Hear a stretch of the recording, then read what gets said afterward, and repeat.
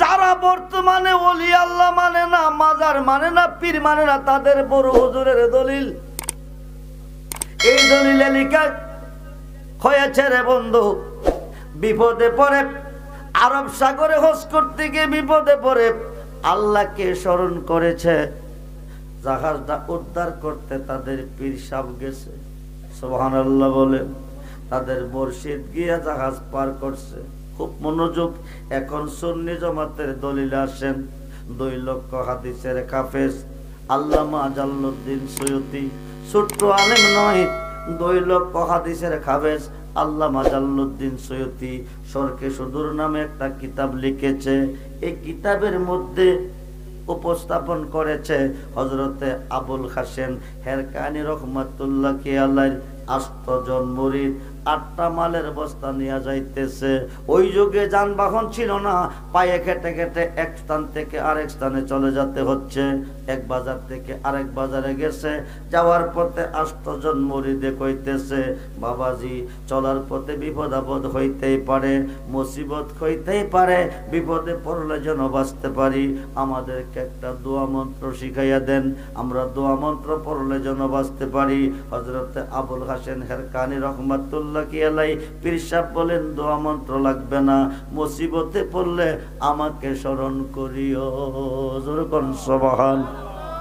বন্ধুরে, মুসিবতে পড়লে আমাকে স্মরণ করিও।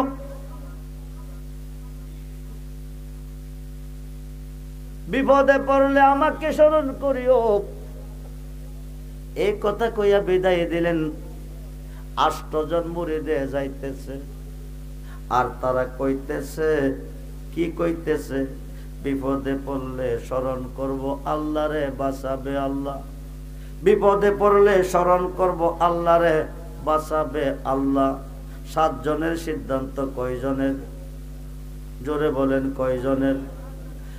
বিপদে পড়ে স্মরণ করত কইছে কারে? ফিরে ফিরে কইছে কারে?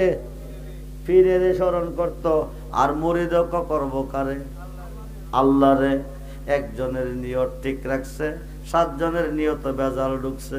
7 জন যাইতেছে আর কইতেছে বিপদে পড়লে স্মরণ করব আল্লাহরে। 2-3 কিলোমিটার যাওয়ার পরে ডাকাইতের কাফেলা বের দিছে, বের দিয়া মালগুলি নিতেছে। 7 জনে আল্লাহ তুমি ছাড়া বাঁচাই না আর কেহ নাই। ডাকাইতে মাল নিতেছে, তুমি বাঁচাও, তুমি বাঁচাও, তুমি বাঁচাও। কারে কইতেছে? জোরে কোন কারে? আল্লাহরে। এই কথা কইতেছে, ডাকাইতে মাল জোরে কোন নিতেছে। একজনে মুর্শিদ, তুমি না কইছ বিপদে পড়লে তোমাকে স্মরণ করতে, তুমি কি দেখো না ডাকাইতে মাল নিতেছে? এই কথা কোয়ার সঙ্গে সঙ্গে হযরতে আবুল হাসেন হেরকানি রহমাতুল্লাহি আলাইহি ডাকাইতের কাফেলা গিয়া হামাইছে। সুবহানাল্লাহ বলেন। হামাইয়া তাকে বাঁচাইয়া মুর্শিদ চলে গেছে। 7 জন মাল পীরকে ডাকাইতকে দিয়া কানতে কানতে কানতে কানতে পীরের দরবারে গিয়ে হাজির হয়ে গেছে। 7 জনে কানতেছে। পীরে কো বাবা কান্দো কিরে? ক সবডি মাল ডাকাইতে নিচে। স্মরণ করছে কারে? জোরে কোন? এই বাঁচাইবার মালিককে আল্লাহ। জোরে বলুন আল্লাহ। স্মরণ করছে কারে? আল্লাহরে। একজনের ভালোবাসাই নাই, সবডি মাল ডাকাইতে নিছে। ওরা কানতে কানতে পীরের দরবারে হাজির গিয়া কানতেছে। ফিরে কো বাবা কান্দো কিরে? ক সবডি মাল ডাকাইতে নিছে। গেলা 8 জন, আইলা 7 জন। আরেকজন কই কো জানি না কই গেছে। এই কথা কইতে না কইতে হেও হাজির হয়ে গেছে। ফিরে কো বাবা কইতে আইছো? ক মাল বেচা। সুবহানাল্লাহ কোন?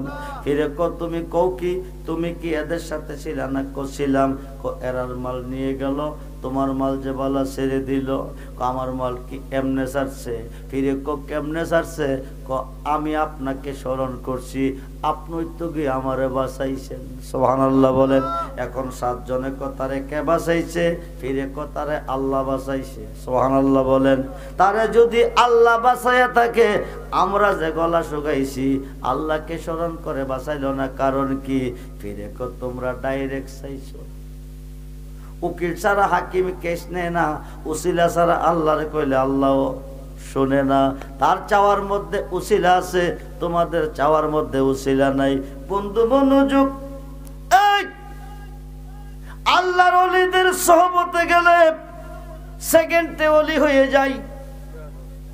অলিকুল সম্রাট মাহবুবে সুবহানি, কুতুবে রব্বানি, গাউসে সামদানি, গাউসে সাকালাইন, মীর মোহাম্মদ মহিউদ্দিন আব্দুল কাদের জিলানি, আল হাসান হুসাইনি আল বাগদাদি রাদিয়াল্লাহু তাআলা ওনার বয়ের, উনি যখন ছোট্ট মানুষ এলাকার মাদ্রাসায় পড়ে, আব্বুজি মারা গেছে, আম্মাজি বেঁচে আছে।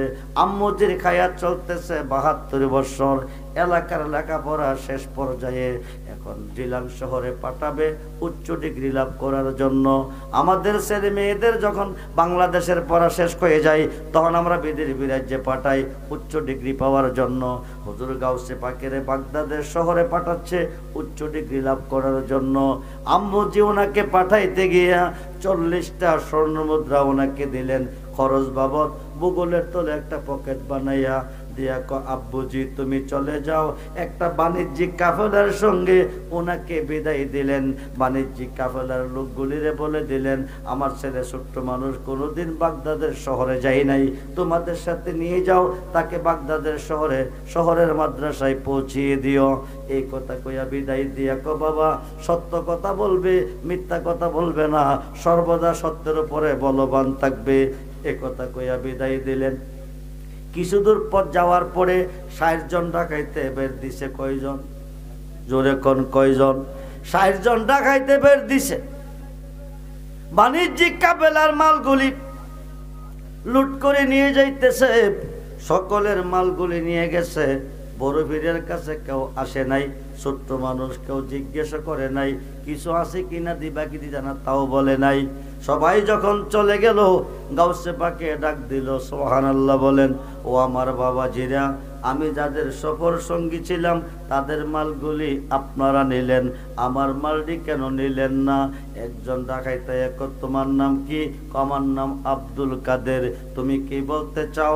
আমার সফর সঙ্গী যারা ছিল তাদের মালগুলি আপনারা নিলেন, আমি তাদের একজন, আমার কাছে মাল আছে, কেন নিলেন না? তোমার কাছে কি আছে? আমার কাছে 40টা স্বর্ণ মুদ্রা আছে। ডাকাইত অবাক হইয়া বলতেছে, সবচেয়ে দামি জিনিস যার কাছে আছে, অথচ তারে আমরা জিজ্ঞেস করি নাই, তারে ধরি নাই। বাবা কই আছে?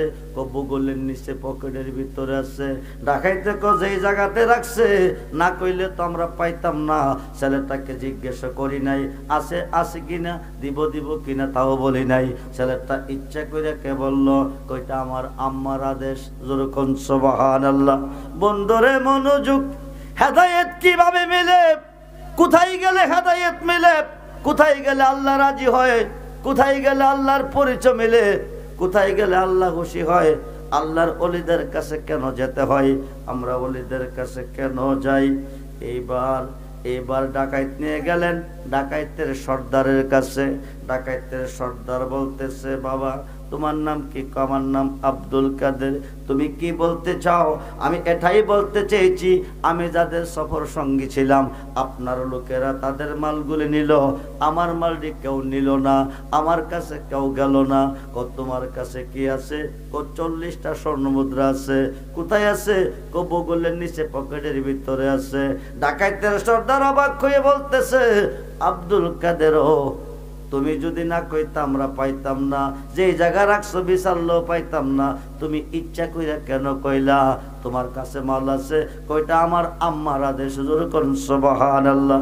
আম্মা বলছে সর্বদা সত্য কথা বলতে, মিথ্যা যেন না বলি। আম্মার আদেশ পালন করতে গিয়ে আমি সত্য কথা বলেছি। ডাকাইতের সর্দারের চোখ দিয়ে ঝর্ণার মতন পানি ঝরতেছে। কেঁদে কেঁদে বলতেছে, আব্দুল কাদের, আব্দুল কাদের, তুমি তোমার মার গর্ভে জন্ম নিয়েছো, আমিও আমার মার গর্ভে জন্ম নিয়েছি। হায় কায় আমার মা কত বারণ করেছে, কত বাধা দিয়েছে, চুরি ডাকাতি যেন না করি, মানুষকে যেন আঘাত না করি, মানুষের মনে যেন কষ্ট না দেই। আজ পর্যন্ত মার কথার মূল্য দিতে পারলাম না, আজকে তোমার কাছে বুঝলাম মা যে কেমন ধন। আমি কথা দিছি এই জীবনে ডাকাতি করব না। যেরকম সুবহানাল্লাহ। বন্ধুরে, কই গেলে হেদায়েত মিলে, কই গেলে শান্তি মিলে, কই গেলে সঠিক পথের সন্ধান মিলে। ডাকাইতের সর্দার ডাক দিয়ে কও বাবাজি তুমি তওবা করাও, তোমার খাতে আমাকে বায়াত করাও। বায়াত করার পরে বলে আমি বায়াত করেছি, তওবা করেছি, আমার দলের 59 জনকে তুমি তওবা করাও, তোমার কাছে বায়াত করাও। গাউসে পাকের ছাত্র জীবনে 60 জন ডাকাত বায়াত হলো, ওরা আল্লাহর ওলি হয়ে গেল। যেরকম সুবহানাল্লাহ। খুব মনোযোগ, গভীর মনোযোগ। হুজুর গাউসে পাক আব্দুল কাদের জিলানী বাহাজাতুল আসরার শেরুল আসরার কিতাবের মধ্যে এসেছে, স্বামী বলতেছে, বিবি বলতেছে স্বামীকে, স্বামী গো তুমি চুরি ডাকাতি করতেছ, রাজমহল রাজ সিংহাসন চুরি করে এনে আমাদেরকে খাওয়াইতেছ, আমরা তোমার চুরির ভাগ নেব না, এই অপরাধের বার আমরা নিব না, দয়া করে যাও। যার ফির নাই তার ফির বলে শয়তান, আলেমগণ হুজুরগণ বলে দয়া করে তুমি গাউসে পাকের দরবারে গিয়া বায়াত খাও, শয়তানের হাত থেকে জানডা বাঁচাও। ডাকাত বেড়া আর বুঝি কোনো কাম পাইছো না, আমার নেশার পেশা হইল চুরি ডাকাতি করা, আমি চুরি ডাকাতি ছাড়তে পারবো না, মুরিদ হইতে পারবো না, হাইকাই যাইতে পারি একটা শর্তে, চুরি করার পারমিশন যদি হুজুর আমাকে দে। সুবহানাল্লাহ বলেন। এই কথা কইয়া গেলেন, গিয়া দরজা গিয়া ঘরের ভিতরে ঢুকলেন, ঢুইকা কো হুজুর আমি আইছি। বড় ভিড়ে কে তুমি? আমি ডাকাত। তুমি কি ডাকাতি করতে আইছো? না কি করতে? মুরিদ হইতে।